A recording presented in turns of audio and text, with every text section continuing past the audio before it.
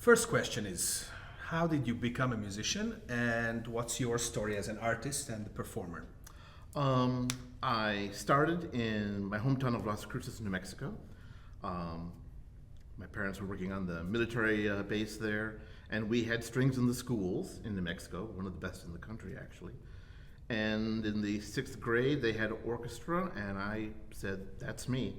That's what I want to do." So your parents were not musicians? They were not No, playing not an artistic, instrument? not artistically inclined at all. So they didn't understand me at all. So after a year of orchestra, I found a teacher and took privately all the way through the rest of that, and did various music camps every summer. And then off I went to the Mannes College of Music in New York City. Graduated there. Then I was in the Civic Orchestra Chicago for 2 years. Okay. Studied with the assistant principal at Chicago Symphony, who was wonderful. And then I was out on the scene, just taking auditions and playing. You also lived outside the country, right? You worked outside the U.S.? Well, I mean, as a kid, we lived in Italy for 1 year. Okay. Did a little bit there. In your And professional life later? In my I mean, professional life, no. No? I mean, I did a lot of work in Mexico Okay, okay. and stuff. But and I've toured with groups, but that's it. Okay. You know, so that's all. The next question is about your personal HSO history. So, when did you join the orchestra, and if you can remember, what was your first classical show? Oh, I joined in the summer of 1996. Came here from El Paso, and got the job as principal viola. And yeah, the audition was just me and one other person. And Good old days. Yeah, the good old days. Yeah, let me tell you. And the very first concert I did was with the music director back then, Tavo Verkhaus, and we did Brahms 1, First Symphony. That was the very first program here. And that was at the top of the season? Did you join, so you could start a season in the fall of that year? Yes. Or? Yeah, okay. And then you moved here immediately? It's funny, I had heard about the job position and had spoken to some people from here. I knew some people here back then. And so I figured, I'll get it. So I just moved here before. Okay. And took the audition, and I won it. And how I had the gumption or to do that, I don't know now. And you're doing some other work around here as well, right? In the neighborhood? I play in several orchestras. Mobile, Tuscaloosa, over in Georgia a bit, and stuff. I used to do some recording work up in Nashville. Any teaching? A lot of private teaching, and I taught at UEH for like 18 years. Okay. I was the violin and viola instructor there. And then we also have through the symphony school, we have the adult string program where we teach, adults who want to learn. Do you enjoy teaching adults? I actually love that. Really? I love seeing the difference between a child's mind and an adult mind, and how the different process, how the speed when one can learn and one can't learn. So I'm curious, why and how do adults, I'm pretty sure that every story is different, but why do people get into studying an instrument as an adult? Well, because we have the string program, because we don't have strings in the schools here, so I think a lot of people realize, hey, or they wanted to play an instrument as a kid, but we didn't offer it in the schools. So when they get older and they have money and time, they're like, okay, I'd like to learn this. And because I had started a little orchestra, I had a lot of adult students anyway, and I started a little string group and coached them years ago. And then the symphony school came up and said, hey, would you like to do that as a class for beginners? And I said, sure. So we did that. It's been almost 20 years now. Wow. We've been doing that. And it's been quite a success.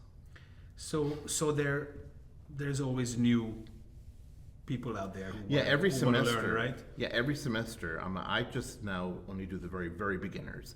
And every semester I start a new group. And I'll sometimes have, like last year, almost 20. And I have 10 this semester. And all walks of life, anyone, you name it. It's pretty awesome. And it is a very, very good social experience because it's just a great way to meet people, and we try to make it fun, because I think that's a perfect way to get into our next question, which would be a little bit about the general state of our beloved music business, or let's just say classical music business. And I wanted to ask you whether your point of view has changed, let's say in the last 20 years, on the future of this business and on the future of symphony orchestras within the classical music business. Well, as I've become more aware of the general scene, I think we're doing pretty well, considering, like I said, we don't have strings in the schools. So it's harder for us to find that audience that grew up with classical music. And even though we did long ago when I first moved here, we had some strings. So you have to try and convince people that it's a good thing, that Mozart and Beethoven are wonderful and delightful. But it's different in different parts of the country. Sometimes are doing well, and then of course in the big megalopolises. So in your practice, like attracting people to these adult string classes, how is it now versus when you started 20 years ago? Well, the past few years it's been very good because of the social media. Facebook has been a big help for us. We're on Facebook, the Symphony School, and that's one reason why we've been getting so many more people in the beginning class, because all these people know each other, say, hey, I'm signing up for this, come join us, and so we'll have people, like 3 or 4 people from the same company, workplace will come. So in many ways it's a positive change with social media, you would say? Yeah, for us it has, but for the Symphony School, and but it would be nice to somehow get in the schools, someday. Become part of the curriculum somehow. Yeah, it would be, because I come from Mexico and Texas, which had the biggest, best string programs in the country, and then I came here and I was like, really? But Huntsville's a nice town. There should be more here. Well, I guess you are doing everything you can. We're trying. And talking about all these people who pick up music as a hobby when they're adults, and I assume they have jobs that are not related to music whatsoever.